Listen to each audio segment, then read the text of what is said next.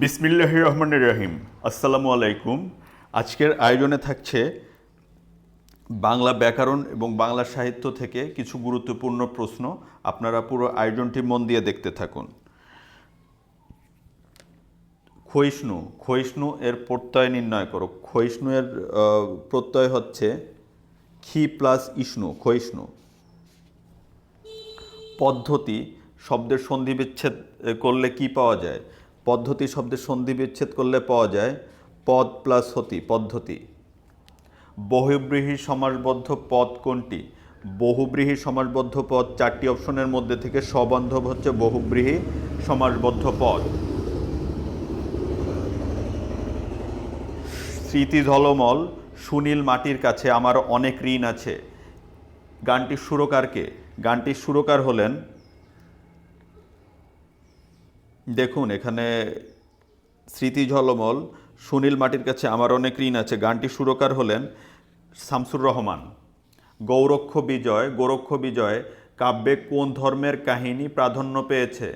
গোরক্ষ বিজয় কাব্যে নাথ ধর্মের কাহিনী প্রাধান্য পেয়েছে।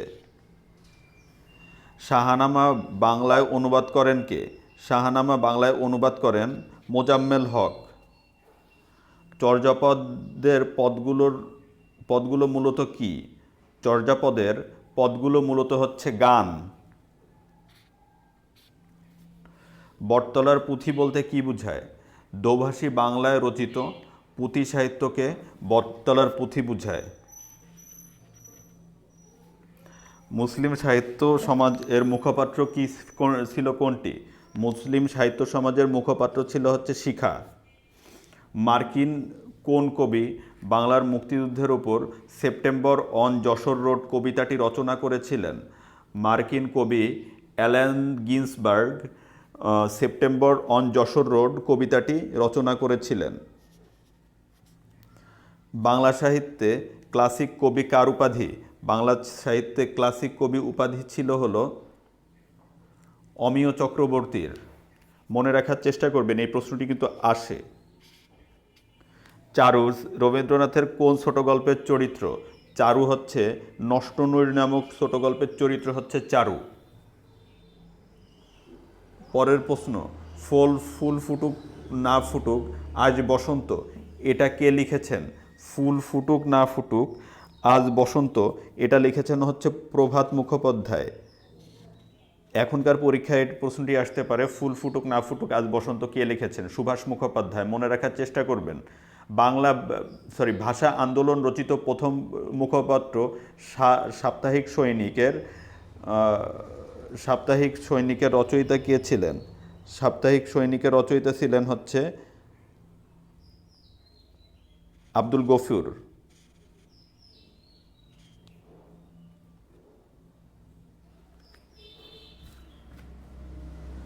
পরের প্রশ্ন, একালে আমার কাল কার আত্মজীবনীমূলক গ্রন্থ?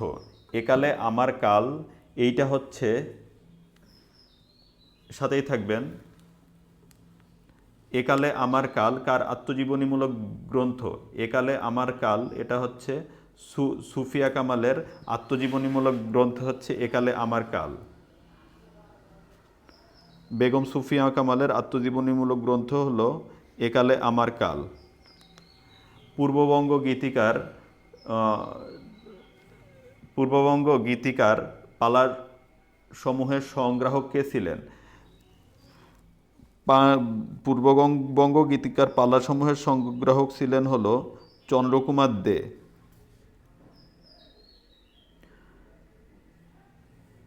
কবি রবীন্দ্রনাথ ঠাকুরের নির্ঝরের স্বপ্নভঙ্গ কবিতায় কবির উপলব্ধি কি? কবির উপলব্ধি হচ্ছে ভবিষ্যৎ বিচিত্র এবং বিপুল সম্ভাবনাময়। 29 নম্বর প্রশ্ন, এখানে ভবিষ্যৎ বিচিত্র এবং বিপুল সম্ভাবনাময়, এটা হচ্ছে উত্তর। মনে রাখার চেষ্টা করবেন, এই প্রশ্নটি কিন্তু বারবার এসেছে, আবার পড়ছি। রবীন্দ্রনাথ ঠাকুরের নির্ঝরের স্বপ্নভঙ্গ কবিতায় কবির উপলব্ধি কি? কবির উপলব্ধি হচ্ছে ভবিষ্যৎ বিচিত্র এবং বিপুল সম্ভাবনাময়। জীবন কাব্য মরুভাস্করের রচয়িতা কে ছিলেন? জীবনকাব্য মরুভাস্করের রচয়িতা ছিলেন হচ্ছে মরুভাস্করের রচয়িতা কে ছিলেন? 31 নম্বর প্রশ্ন। মরুভাস্করের রচয়িতা ছিলেন হলো কাজী নজরুল ইসলাম।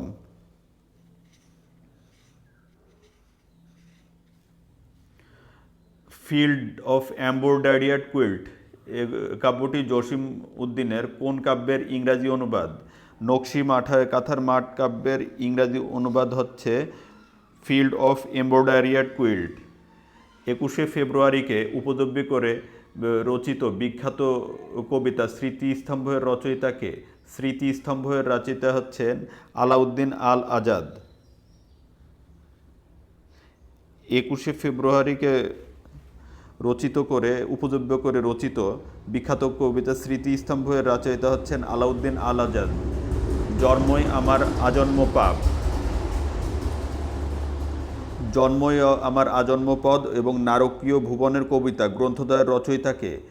জন্মই আমার আজন্ম পাপ এবং নারকীয় গ্রন্থদ্বয়ের কবিতা, এই দুটির নারকীয় ভুবনের কবিতা, এই গ্রন্থদ্বয়ের রচয়িতা হচ্ছেন দাউদ হায়দার।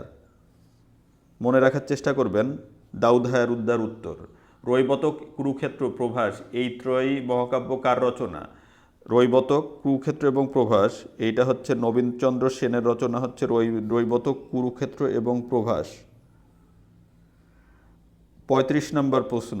35-এর মাতৃভাষায় যার ভক্তি নেই সে মানুষ নহে কার উক্তি? মাতৃভাষায় যার ভক্তি নাই সে মানুষ নহে, এটা হচ্ছে মীর মোশাররফ হোসেনের উক্তি। ধন্যবাদ ভিউয়ার্স, আজকের ভিডিওটি এ পর্যন্তই। প্রশ্নগুলো খুবই গুরুত্বপূর্ণ, আপনারা ভিডিওটি বারবার দেখেন। বারবার পড়ার চেয়ে একবার শোনা অনেক বেশি ইফেক্টিভ হতে পারে। সেই ক্ষেত্রে যদি আপনি বারবার জিনিসগুলো শোনেন তাহলে আপনার প্রত্যেকটা ইনফরমেশনই ক্লিয়ার হয়ে যাবে। ভালো থাকুন, সুস্থ থাকুন, পড়াশোনার মধ্যে থাকুন। অযথা রিলস ভিডিও দেখে, ফানি ভিডিও দেখে, গান শুনে, মুভি দেখে সময় নষ্ট করবেন না। জীবন গঠন করার জন্য, জীবনকে প্রতিষ্ঠিত করার জন্য যে কাজগুলো করা লাগে, যে ভিডিওগুলো দেখা লাগে সেগুলোই দেখুন। এবং একটা জিনিস সবসময় মনে রাখবেন, আল্লাহ তাআলা মানুষকে একটা জিনিসের সমানভাবে দিয়েছেন, সেটা হচ্ছে সময়। একটা দিনের সময় আল্লাহ তাআলা প্রত্যেকটা মানুষকে সমানভাবে দিয়েছেন। সময়টাকে কাজে লাগান, পড়াশোনার মধ্যেই থাকুন, ভালো থাকুন। আল্লাহ হাফেজ।